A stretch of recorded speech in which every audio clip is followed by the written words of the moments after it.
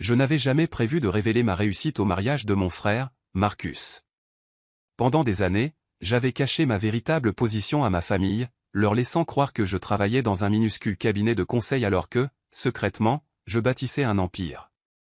Mais les mots cruels de Marcus ce jour-là ont tout changé. Me tenant dans l'opulente salle de bal du Grand Plaza Hotel, je lissais ma simple robe bleu marine, délibérément choisie pour sa discrétion. Autour de moi, des lustres en cristal diffusaient une lueur chaude sur des tables richement décorées, tandis que des serveurs circulaient avec du champagne.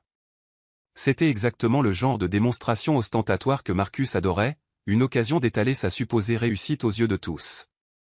Sophie. La voix de ma mère transperça mes pensées. Te voilà. Pourquoi ne te mêles-tu pas aux autres? Tout le monde te réclame. Ses yeux ont balayé ma robe d'un air critique, ses lèvres se pinçant légèrement. Point même si je suppose qu'il n'y a pas grand-chose à raconter. Je pris une lente gorgée de champagne, pensant à la réunion du conseil d'administration que j'avais dirigée la veille, où nous avions finalisé l'acquisition de notre plus grand concurrent. Je vais bien, maman. Le travail de consultante me tient occupée.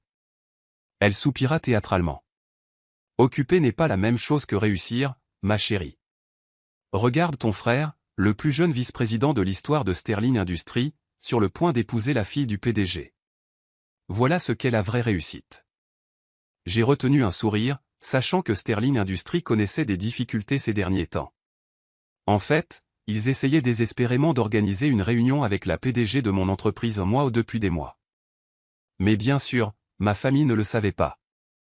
Ils ne savaient pas que le minuscule cabinet de conseil, pour lequel je travaillais soi-disant était en réalité Aurora Consulting Group, l'un des plus grands cabinets de conseil aux entreprises du pays. Et ils ne savaient certainement pas que je n'étais pas seulement une employée. J'étais la fondatrice et la PDG. Sophie. La voix tonitruante de Marcus interrompit mes pensées. Il s'avança vers moi, une coupe à la main, sa nouvelle épouse Jessica agrippée à son bras. Toujours à te cacher dans les coins pendant les fêtes? Certaines choses ne changent jamais. Jessica gloussa, ajustant sa robe de créateur. Oh, Marcus m'a tout raconté sur ton petit boulot de consultante. C'est si mignon que tu essaies de t'en sortir toute seule. Je les observais, me rappelant combien les choses étaient différentes il y a 15 ans. À l'époque, c'était Marcus qui avait des difficultés, réussissant à peine ses examens tandis que je sortais diplômée première de ma promotion. Mais papa était intervenu, utilisant ses relations pour obtenir à Marcus un poste de débutant chez Sterling Industries. Pendant ce temps, on me disait d'être réaliste quant à mes ambitions. Il faut bien que quelqu'un fasse les petits boulots, continua Marcus, sa voix portant juste assez pour que les invités à proximité puissent l'entendre. Pauvre Serette, toujours à travailler dans cette boîte minuscule pendant que nous autres, nous faisons de vraies carrières. Mais bon, au moins tu peux dire que tu es indépendante, non? Jessica rit à nouveau, d'un son aigu comme du verre brisé. Oh, chérie, sois gentille. Tout le monde ne peut pas réussir aussi bien que toi. Je sentis le poids du médaillon antique autour de mon cou, le dernier cadeau de ma grand-mère avant sa mort. Elle avait été la seule à croire en moi, la seule à soutenir mes rêves avec plus que de vaines paroles. La réussite se présente sous de nombreuses formes, Marcus, dis-je tranquillement. Bien sûr, fit-il d'un geste dédaigneux. En parlant de réussite, tu as entendu? Le PDG de Sterling vient en personne à la réception ce soir. Monsieur Harrison lui-même. Il n'assiste jamais aux événements des employés, mais pour moi. Il se gonfla de fierté. Je savais exactement pourquoi James Harrison venait. Il voulait discuter du rachat potentiel de Sterling Industries, une discussion qu'il tentait d'avoir avec moi depuis des semaines. J'avais délibérément retardé les choses, voulant voir à quel point il deviendrait désespéré. C'est merveilleux, murmurai-je, cachant mon sourire derrière ma coupe. Essaie de ne pas me faire honte quand il arrivera, ajouta Marcus. Reste simplement à l'arrière-plan. C'est important pour ma carrière. Avant que je ne puisse répondre, un silence soudain tomba sur la salle.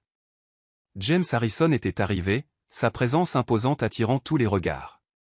Il était exactement tel que je me le rappelais de nos appels vidéo, grand, distingué, avec des cheveux gris acier et des yeux vifs qui ne manquaient rien. Marcus se redressa immédiatement, entraînant Jessica avec lui alors qu'il se préparait à saluer son PDG. Mais avant qu'il ne puisse faire 2 pas, les yeux de Harrison se posèrent sur moi et son visage s'illumina. Madame Mitchell, s'exclama-t-il, se dirigeant résolument vers moi. Je ne savais pas que vous seriez ici. Marcus se figea net, la confusion se lisant sur son visage. Les sourcils parfaitement épilés de Jessica se froncèrent d'incompréhension. Madame Mitchell, continua Harrison en m'atteignant et en me tendant respectueusement la main. Nous essayons d'organiser une réunion depuis des semaines. Je ne m'attendais pas à vous croiser au mariage d'un employé. Je sentais les yeux de Marcus rivés sur moi alors que je serrais la main de Harrison. Bonjour, James. Surpris de me voir ici. Pourquoi le serais-je? Ce n'est pas tous les jours qu'on rencontre la PDG d'Aurora Consulting au mariage d'une entreprise. Il jeta un coup d'œil à Marcus, puis de nouveau à moi, la révélation se faisant jour dans ses yeux. À moins que... Attendez, est-ce que Marcus est mon frère, confirmai-je, m'autorisant un petit sourire en regardant la couleur quitter le visage de Marcus, point bien qu'il n'ait découvert ma position qu'à l'instant. Le silence qui suivit fut assourdissant. Je voyais la main de ma mère trembler en serrant sa coupe de champagne, la mâchoire de mon père pendante de stupeur. Mais c'était l'expression de Marcus qui capturait vraiment le moment. Un mélange d'incrédulité, d'embarras et d'horreur naissante alors qu'il réalisait qu'il venait de passer la dernière heure à se moquer de la patronne de son patron. James Harrison nous regardait tour à tour, essayant visiblement d'assimiler cette révélation. Votre frère? Mais il a dit que sa sœur travaillait dans un petit cabinet de conseil local. C'est ce qu'ils pensaient tous, dis-je, ma voix portant clairement dans le silence stupéfait. Je ne les ai jamais corrigés. Le verre de vin de Jessica lui glissa des doigts, se brisant sur le sol en marbre. Le son sembla rompre le sortilège, et soudain tout le monde se mit à parler en même temps. Mais je gardais les yeux fixés sur Marcus, observant son monde de supériorité si soigneusement construit s'effondrer autour de lui. Ce n'était pas ainsi que j'avais prévu de révéler ma réussite, mais alors que je me tenais là, regardant la perception que ma famille avait de moi voler en éclats comme le verre de Jessica, je réalisais que parfois, les meilleurs moments de la vie sont ceux qui ne sont pas planifiés. Et ce moment? Ce n'était que le début. Les quelques minutes qui suivirent à la réception ressemblèrent à une danse de chaos soigneusement chorégraphiée. Ma mère, toujours obsédée par les apparences, tenta désespérément de sauver la situation. Sophie, ma chérie, gloussa-t-elle, apparaissant soudain à mes côtés. Pourquoi ne nous as-tu rien dit sur ta position? Je pris une autre gorgée de champagne, savourant l'instant. Vous n'avez jamais demandé, maman. Vous étiez tous trop occupés à célébrer les exploits de Marcus pour vous soucier de mon petit boulot de consultante. James Harrison se tenait toujours à proximité, l'air à la fois amusé et mal à l'aise. Madame Mitchell, je ne savais pas qu'il s'agissait d'un événement familial pour vous. Peut-être pourrions-nous discuter de la fusion. Fusion, l'interrompit Marcus, son visage passant du choc à la panique. Il attrapa mon bras, ses doigts s'enfonçant douloureusement. Quelle fusion? Je retirai sa main avec soin, gardant une voix égale. Celle où Aurora Consulting envisage de racheter Sterling Industries. Je me tournai vers Harrison. Bien qu'après ce soir, j'ai des doutes sur l'acquisition. Marcus devint blême. Jessica, sa nouvelle épouse, avait l'air sur le point de s'évanouir. Mais ça ferait de toi ta patronne, terminai-je pour lui.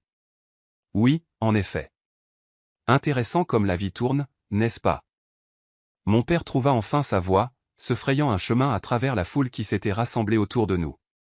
Attendez une minute, dit-il avec emportement, le visage rouge.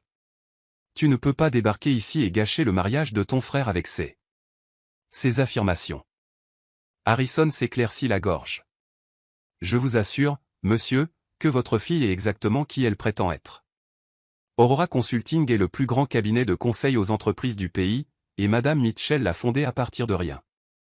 Nous essayons d'arranger cette fusion depuis des mois. Je regardais le visage de mon père pendant que la vérité s'imposait à lui. C'était l'homme qui m'avait dit, 10 ans plus tôt, que je voyais trop grand lorsque j'avais annoncé vouloir créer ma propre entreprise. L'homme qui avait utilisé toutes ses relations pour aider Marcus à gravir les échelons tout en me disant d'être réaliste. Mais l'argent, bégaya ma mère. Toutes ces fois où tu as dit que tu ne pouvais pas aider avec les dépenses familiales. Oh, vous voulez parler des 50 000 $ que vous avez empruntés sur mes économies pour le MBA de Marcus? Je gardais ma voix calme, mais je sentais des années de ressentiment bouillonner. L'argent que vous n'avez jamais remboursé parce que, je cite, « Marcus en a plus besoin pour son avenir. » Jessica s'avança, sa robe de mariée bruissant. « Marcus, chéri, savais-tu pour ça? Pour son entreprise. » « Bien sûr que non, lança-t-il, puis il tenta de se ressaisir. « Sophie est juste. Elle a toujours été jalouse de ma réussite. Ce doit être une sorte d'erreur. » Harrison haussa un sourcil. « La seule erreur, monsieur Mitchell, était apparemment votre compréhension de la position de votre sœur dans le monde des affaires. Le revenu annuel d'Aurora Consulting est supérieur à ce que Sterling Industries a gagné au cours des 5 dernières années combinées. » La salle de bal était devenue complètement silencieuse. Chaque invité regardait notre drame familial se dérouler comme une pièce de théâtre en direct. Le mariage parfait de Marcus devenait rapidement le sujet de conversation du monde des affaires, mais pas pour les raisons qu'il avait espérées.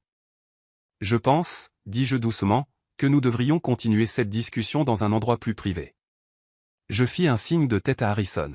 « James, cela vous dérange-t-il de me laisser un moment avec ma famille ? » Il acquiesça gracieusement et s'écarta. Je conduisis ma famille dans une salle privée attenante à la salle de bal principale, refermant la porte derrière nous. Le silence était assourdissant. « Comment oses-tu » explosa finalement Marcus. « C'est le jour de mon mariage. Tu ne pouvais pas me laisser avoir cette seule chose ?» Je ris, mais sans humour. « Une chose ? On t'a tout servi sur un plateau toute ta vie. Les relations de papa t'ont fait entrer chez Sterling. Les bijoux de maman ont payé ton MBA. Mes économies ont financé tes tentatives de start-up. Pendant ce temps, moi, j'ai bâti quelque chose de réel, quelque chose de durable, complètement seul. Nous essayons de te protéger, insista ma mère, se tordant les mains. Le monde des affaires est si cruel envers les femmes. Non, maman, vous ne me protégiez pas. Vous me méprisiez. Chaque réussite, chaque étape, vous les avez balayées d'un revers de main parce qu'elles ne collaient pas à l'image que vous aviez de qui je devais être. Mon père s'avança, son instinct des affaires reprenant enfin le dessus. Sophie, soyons raisonnables. Nous sommes une famille. Nous pouvons sûrement trouver un arrangement qui profite à tout le monde. Vous voulez dire, maintenant que vous savez que j'ai réussi, vous voulez en faire partie. Je secouai la tête.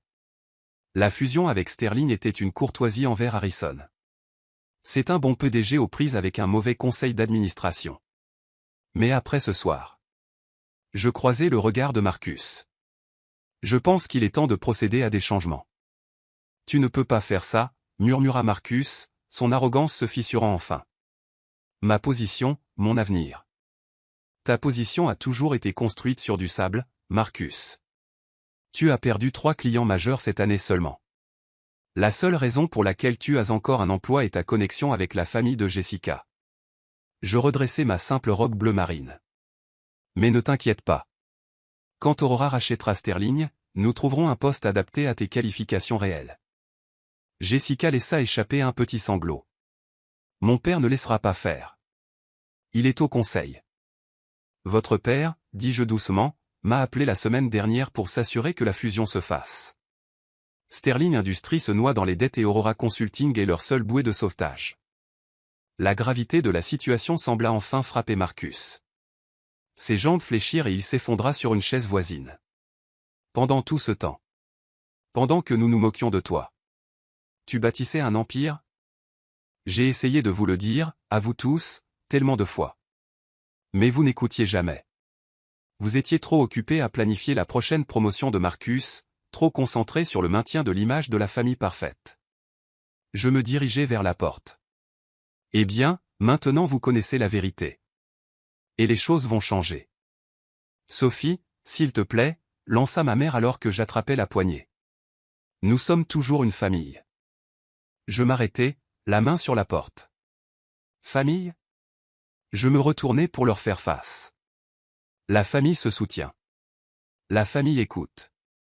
La famille ne se moque pas, ne méprise pas et ne rabaisse pas. Vous n'étiez pas une famille quand je luttais. Vous ne pouvez pas prétendre l'être maintenant que j'ai réussi. Sur ce, j'ouvris la porte et retournai dans la salle de bal, les laissant digérer la nouvelle réalité de notre dynamique familiale. Harrison m'attendait près du bar, un regard entendu dans les yeux. Devrions-nous discuter des termes de la fusion, Madame Mitchell, demanda-t-il tranquillement. J'acquiesçai, un petit sourire jouant sur mes lèvres. Oui, James. Je pense qu'il est temps de restructurer Sterling Industries. À commencer par la structure de la direction.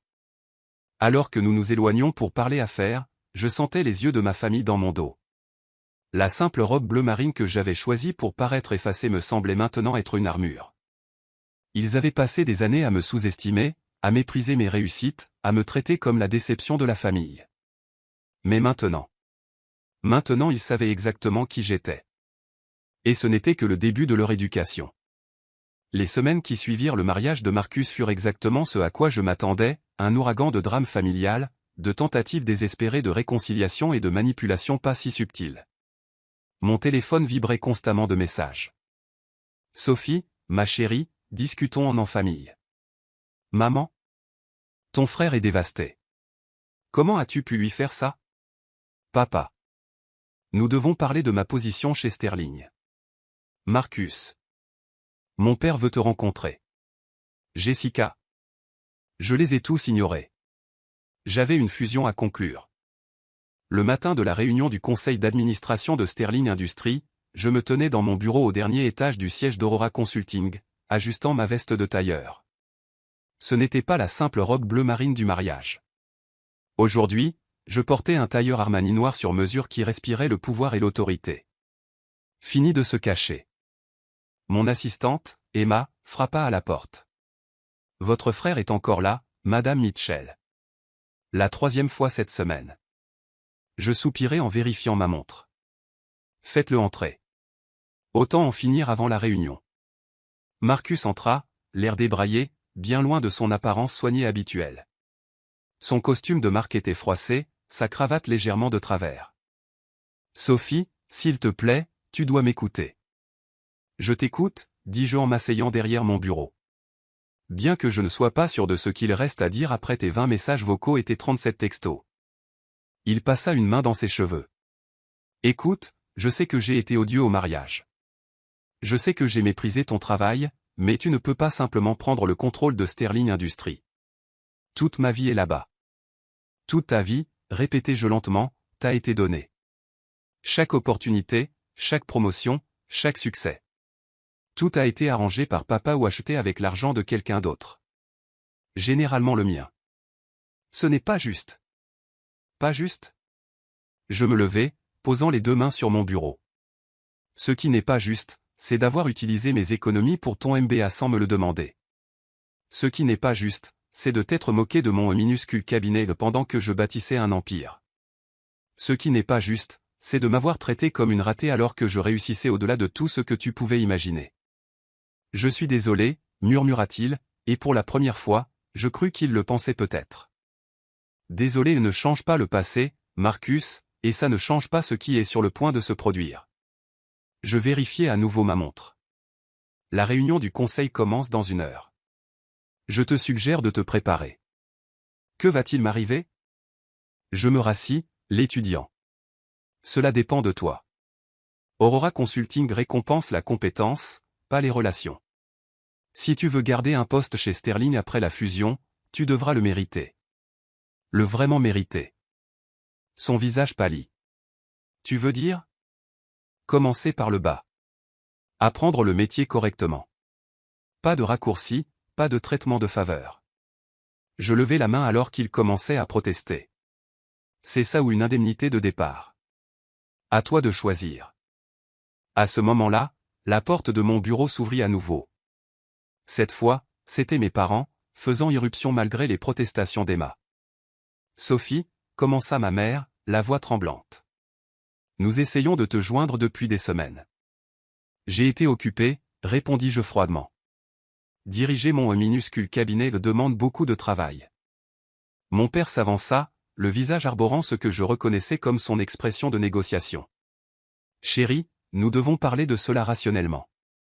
Tu ne peux pas détruire la carrière de ton frère pour de vieux malentendus. Des malentendus? Je ris. C'est comme ça qu'on appelle des années de mépris et de manque de respect maintenant? Nous avons fait des erreurs, admit ma mère en se tordant les mains. Mais nous sommes une famille. Cela doit bien compter pour quelque chose. J'ouvris le tiroir de mon bureau et en sortis une vieille photo, le dernier portrait de famille que nous avions pris avant que je ne lance Aurora Consulting. J'y étais, légèrement à l'écart des autres, portant une robe simple alors qu'ils étaient tous en vêtements de marque. Déjà à l'époque, j'étais une étrangère dans ma propre famille. La famille comptait pour quelque chose quand j'avais besoin de soutien pour démarrer mon entreprise. Elle comptait quand je travaillais 18 heures par jour pour bâtir ma société. Elle comptait toutes ces fois où vous avez choisi de célébrer les promotions mineures de Marcus en ignorant mes réussites majeures. Je reposais la photo. Mais maintenant? Maintenant, ce sont juste des affaires. On frappa à ma porte. Emma passa la tête. Madame Mitchell? Le conseil se réunit. Je me levai, ajustant ma veste. Merci, Emma. J'arrive. Je me tournai vers ma famille. Vous êtes invités à rester et à regarder la réunion sur les écrans dans la salle d'attente. Je pense que ce sera instructif.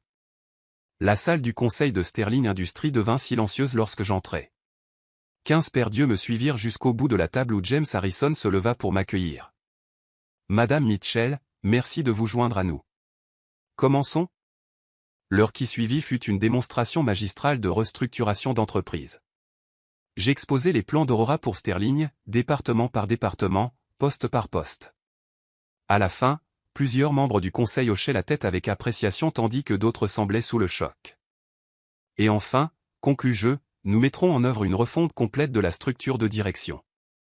Fini les postes basés sur les relations plutôt que sur la compétence. À travers les parois de verre, je pouvais voir ma famille regarder depuis la salle d'attente. Marcus s'était affaissé sur une chaise, la tête entre les mains. Mes parents se tenaient raides, comprenant enfin toute l'étendue de mon pouvoir. Après la réunion, Harrison s'approcha de moi. Brillante présentation, comme toujours. Je dois cependant vous demander. La position de votre frère sera gérée équitablement, l'assurai-je. S'il est prêt à travailler pour cela, il y a une place pour lui. En commençant au niveau débutant dans les ventes. Harrison acquiesça, approbateur. Vous êtes plus généreuse que beaucoup ne le seraient à votre place. Il ne s'agit pas de vengeance, dis-je en rassemblant mes papiers. Il s'agit de bâtir quelque chose de durable, quelque chose de réel. Quand je sortis dans la salle d'attente, ma famille était toujours là. Il semblait différent maintenant, plus petit en quelque sorte, moins intimidant qu'il ne l'avait paru pendant toutes ces années. Alors c'est ça, demanda Marcus tranquillement. Tout change, juste comme ça? Tout a changé il y a des années, Marcus. Tu ne l'as juste pas remarqué parce que tu étais trop occupé à me regarder de haut. Je me tournai vers mes parents. La société enverra les nouveaux contrats de travail demain.